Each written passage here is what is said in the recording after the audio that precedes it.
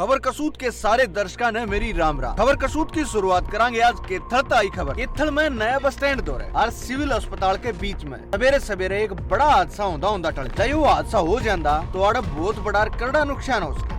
हमने बताया जाए कि आड़े गैस पाइपलाइन लीक होगी और लीक होती है। आसपास के लोगों में दहशत का माहौल हो गया, लेकिन लोगों ने हिम्मत तक काम साइड देसी इसकी सूचना पुलिस वाले थी। पुलिस और प्रशासन खचम खच मौके पर पहुंच थोड़ी सी देर पाछे आना जाना बंद हो गया। मौके पर बेरा पाट दी है फायर ब्रिगेड की टीम और पुलिस वाले पहुंचे। पुलिस वाले पूरी पुलिस फोर्स लेके पहुंचे। उनने हालात पर काबू करने की अपनी तरफ से पूरी कोशिश की। घटना स्थल पर पहुंच दी है पुलिस वाले ने इसकी सूचना कंपनी के कर्मचारियों थी। कंपनी के कर्मचारियों ने मौके पर पहुंच के ने अपनी तरफ से मामला कंट्रोल में करने की पूरी कोशिश शुरू कर। कर्मचारियों ने टेक्निकल लीकेज रोकने खातिर काम शुरू कर ताकि तावड़ी सिचुएशन काबू में करी जा। बेरा पार्टी कंपनी के कर्मचारियों ने जमाए बार को लगाई। कंपनी के कर्मचारी तुरंत मौके पर पहुंचे। सिविल लाइन पुलिस कर्मचारियों ने बताया कि हमने बेरा पाट दी है, हम तुरंत घटना स्थल पर पहुंच गए। हमने जो खबर मिली कि आड़े गैस लीक होने लग रही है, हम एक कदम मौके पे जा पूछे। आड़े पहुंच के ना हमने देखा कि आड़े गैस लीक होने लग रही। उसके बाद में हमने सबसे पहले फिर इसकी सूचना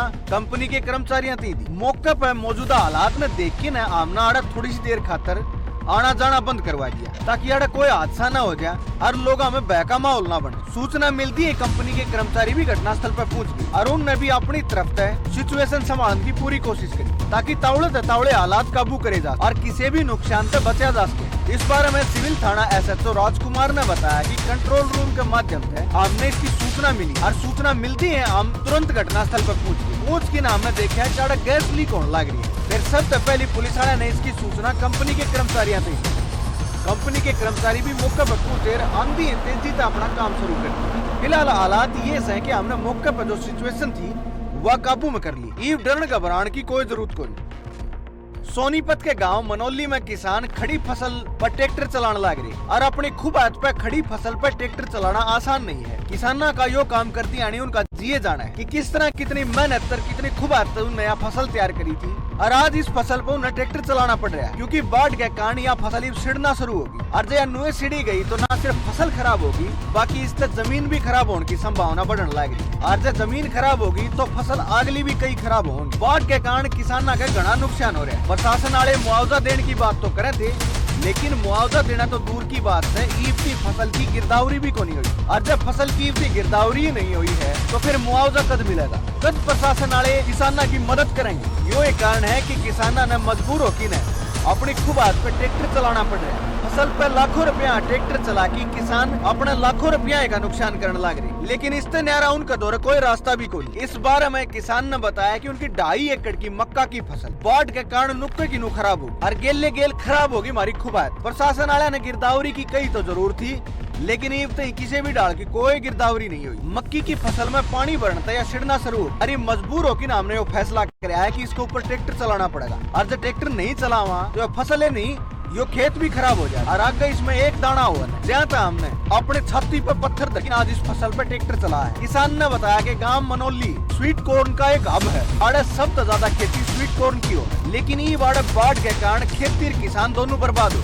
खेतों में भी पानी भरा खड़ा है, एक खेत में 10 फुट ही पानी भर रहा है। इसकी वजह से कई दिन तक पानी नहीं लिख रहा तो ये सारी फसल छिड़की। खड़ी फसल पर जो फड़ा रहा था वो टूट के पानी के कारण उससे में गिरने लग गया तो यह फसल छिड़नी शुरू हो। इसमें कोनी बेग भी दाना 100 की 100 या फसल खराब हो और आड़े किसान का 100 का 100 नुकसान हो। आड़े किसान ने आगे बताया कि धान के बड़े बड़े जो पौधे थे वह तो पानी में बच गए, लेकिन छोटे पौधे उनका पूरी तरह नाश हो गया और धान के खेतों में भी 90% नुकसान हो रहा है। और जिस फसल पर हम ट्रैक्टर चलाने लग रहे हैं या मक्का की फसल पूरी तैयार हो रही थी, लेकिन राम जी ने मंजूर कौन था और हम यह तैयार फसल भी ले नहीं पाए। हम साल में 3 फसल ले लिया कर दे और इब का ऐसा हाल हो रहा है कि हम एक भी नहीं ले पाए। इब का तो फसल और किसान दोनों बर्बाद हो गए। और इब जब मौजूदा हालात की बात करा तो आगे भी खेती करना मुश्किल हो रहा है क्योंकि इतनी जल्दी यह जमीन तैयार हो कौन। प्रशासन वाला ने लगातार बारिश का अलर्ट जारी कर रखा है और इब और भी मी आना इसकी संभावना तो जमाए कम है कि खेत ठीक हो जाएंगे और बुआरे खातर तौड़े से तैयार भी हो जाएंगे। हम यमुना नदी के किनारे खेती करा, कई बार इस नदी की वजह से फसल बढ़िया भी हो जाए है और कई बार नदी की वजह से फसल बर्बाद भी हो जाए। इब का यमुना नदी ने बाढ़ ने सब क्या है पानी फेर।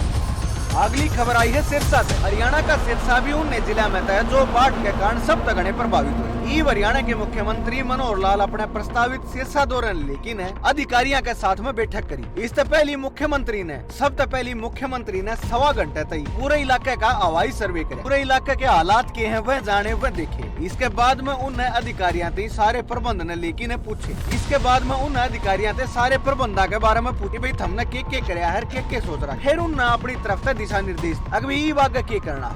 इस बैठक के दौरान अधिकारियों ने ईब से जो भी प्रबंध करे थे, जो भी कामकाज कराया था, वो सारा मुख्यमंत्री के सामने रहे। मुख्यमंत्री ने इस घटनाक्रम के बारे में सारी जानकारी मौके पर मुख्यमंत्री ने कहा कि दाखड़, भुन्ना, रतिया, फतियाबाद, सिरसा ब्लॉक के बहुत सारे गांव, ओडू झील के दौरे के गांव और सिरसा का घनखरा क्षेत्र पानी की चपेट में आ रहा है। ईब भी घग्गर नदी में पानी का बहाव बहुत तेज और इस इलाके का पानी उतरने में थोड़ा सा टाइम लगेगा। उन्होंने कहा कि हरियाणा में 12 जिले बाढ़ प्रभावित घोषित कर रहा है। 12 जिले में बाढ़ के कारण घना नुकसान हो रहा है। इस दौरान मुख्यमंत्री ने कहा कि बाढ़ के कारण जिसकी भी जान गई है उन्हें सरकार मुआवजा देगी और जिन खेतों में और जो खेत दोबारा बोए गए हैं उड़े सरकार किसानों पे दोबारा बिजाई करवाओगी और जड़े बिजाई नहीं हो सकती उन सारी जगह का मुआवजा सरकार देगी। बाढ़ के कारण जिनके भी मकान टूट गए, जिनका नुकसान हो गया या दरार भी आएगी, जिनके पशु मर गए, उनके सारे जान माल के नुकसान की भरपाई हरियाणा सरकार करेगी। सरकार उन्हें मुआवजा देगी। सरकार अपनी तरफ से उनकी मदद करने में कोई कसर नहीं छोड़ेगी। सरकार उनकी पूरी मदद और पूरा साथ देगी। मुख्यमंत्री ने सिरसा, फतियाबाद, एनडीआरएफ टीम और के बारे में कहा कि ये सारे आपकी मदद करने लगे और फिर भी और भी हमने किसी प्रकार की मदद चाहिए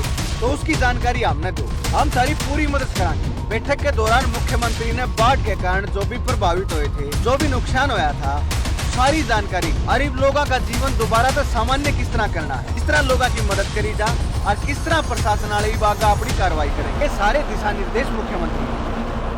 अगली खबर आई है फरीदाबाद से। हरियाणा के कैबिनेट मंत्री सुशील शर्मा ने बल्लभगढ़ वासियों की एक बहुत बड़ी सौगात दी। मंत्री ने बल्लभगढ़ के सेक्टर 2 में पोली क्लिनिक सरकारी अस्पताल का उद्घाटन नारियल फोड़ की करी। इसके बारे में जानकारी दी मूलचंद शर्मा ने बताया कि 7.5 करोड़ की लागत से सेक्टर 2 में 30 बेड का पोली क्लिनिक सरकारी अस्पताल बनाया जाएगा, जिसमें छोटी मोटी सारे डाल की सुविधा रहेंगी और 1 साल के भीतर हम इस अस्पताल न बना के न तैयार करके न लोगों को दे देंगे ताकि लोग इसका फायदा उठा। इसका फायदा सेक्टर 2 और के इलाके के जितने भी लोग हैं सारे का होगा। जो नजारा जो फोटो में हमने दिखने लग रहा है यो है बल्लभगढ़ के सेक्टर 2 का, जड़ा आज हरियाणा के परिवहन मंत्री मूलचंद शर्मा ने हवन करके ने सरकारी पोली क्लिनिक अस्पताल का नारियल फोड़ के उद्घाटन किया। इस मौके पर बीजेपी के तमाम कार्यकर्ता, अधिकारी, नेता मौजूद रहे। मूलचंद शर्मा ने जानकारी दी, बताया कि सेक्टर 2 के निवासी और आसपास के और भी घने लोग उनके आसपास कोई अस्पताल न होने के कारण बहुत परेशान। हमने अस्पताल बनाने का फैसला। अरीब सेक्टर 2 में 30 बेड का सरकारी अस्पताल का उद्घाटन किया गया। इसमें लागत आई है करीब 750 करोड़ रुपए और यो 1 साल के भीतर बन की तैयार होगी न लोगाती दे दिया जाएगा। इस मौके पर मंत्री मूलचंद शर्मा ने बताया कि वो बहुते तावड़े बल्लभगढ़ के सेक्टर 25 में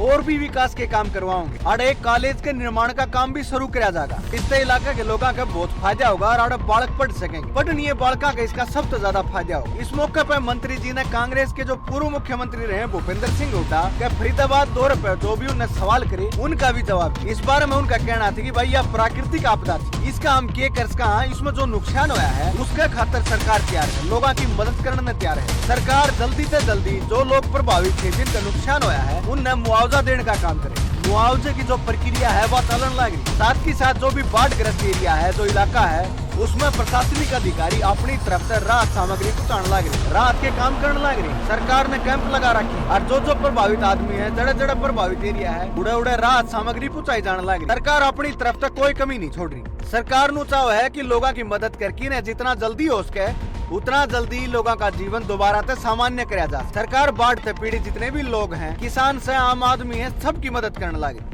अगली खबर है टोहाना से। टोहाना में कांग्रेस के राष्ट्रीय महासचिव रणदीप सिंह सुरजेवाला आते हाथ जोड़ो कार्यक्रम ने लेकिन टोहाना में पहुंचे, जड़ा उन्हें बीजेपी जेजेपी सरकार के साथ साथ केंद्र सरकार पर भी धमकी हमले और कहा कि वर्तमान सरकार में मजदूर, किसान और व्यापारी सारे लोग परेशान है, सारे लोग सरकार की नीतियां तो परेशान है। ईब हरियाणा में कांग्रेस सरकार लोगों ने उनका हक दुआस किया है क्योंकि कांग्रेस सब ने गेली लेके चल है। कार्यक्रम में रणदीप सुरजेवाला ने कहा कि हरियाणा सरकार ने बाढ़ से खराब हुई 5.5 लाख एकड़ फसल का मुआवजा लेकिन ये दिया नहीं। मैं सरकार से मांग करूं कि यो मुआवजा जल्दी से जल्दी दिया।